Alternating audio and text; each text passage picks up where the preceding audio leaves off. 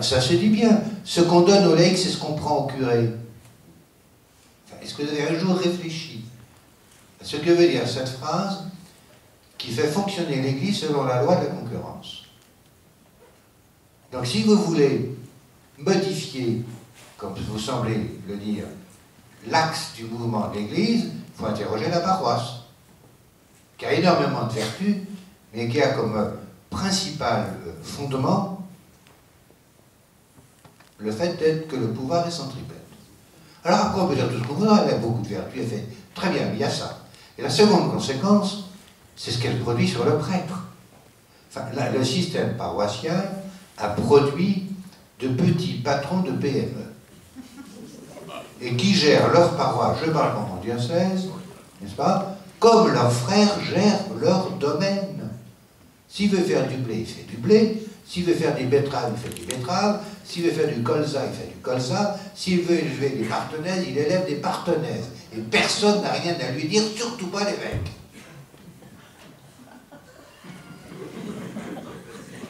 Et comment voulez-vous que ce système-là soit un système de communion? Alors que l'Église est fondée sur la communion, sur l'égalité baptismale de tous les chrétiens et sur la communion entre eux. Et que le prêtre, c'est pas le patron, il est le serviteur de la communion. Parce que de tout vocalisme, de toute vocalité, il faut bien arriver à faire un corps. Donc, tant qu'on pensera dans ce système, tant qu'on n'aura pas réfléchi à ce que produit dans le peuple de Dieu ce système, on n'avancera pas. Je vais vous donner deux exemples pour vous détendre un peu de ça. Quand nous avons lancé nos communautés locales, la première réaction des gens dans tout le diocèse, c'est on ne pourra pas, on ne saura pas, on n'est pas capable. 20 siècles de christianisme ont fabriqué un peuple d'impuissants. C'est tragique. Mais c'est tragique. Parce qu'un homme ou une femme peut diriger une ferme, présider une association, être maire ou de sa commune, être responsable d'entreprise, dans l'Église c'est un mineur. Où est-ce qu'on a pris ça?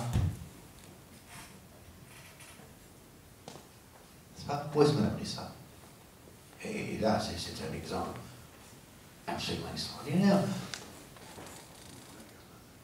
Et l'autre exemple, c'est qu'il était extrêmement difficile d'avoir, même de paroisse à paroisse, une entraide financière. Il faut savoir que pour la majorité des diocèses de France, plus des 2/3 des biens des diocèses sont entre les mains des paroisses qui n'y touchent pas. Donc plus on va, plus les diocèses centrales sont pauvres, voire en déficit, et plus les paroisses s'enrichissent et prospèrent.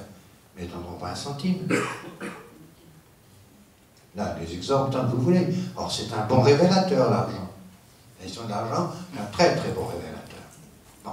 Alors, quelle place pouvez-vous faire aux gens? Puisque ce qui est premier, c'est la structure et non pas la relation. Ce qu'il faut changer, c'est le fonctionnement. C'est pas le nombre ou la grandeur des paroisses qui est importante. C'est leur fonctionnement. C'est de permettre au charisme donné par le baptême, au don des sacrements fondateurs de la foi chrétienne, de s'exprimer normalement. Dans nos communautés locales, c'est l'expression normale du baptême.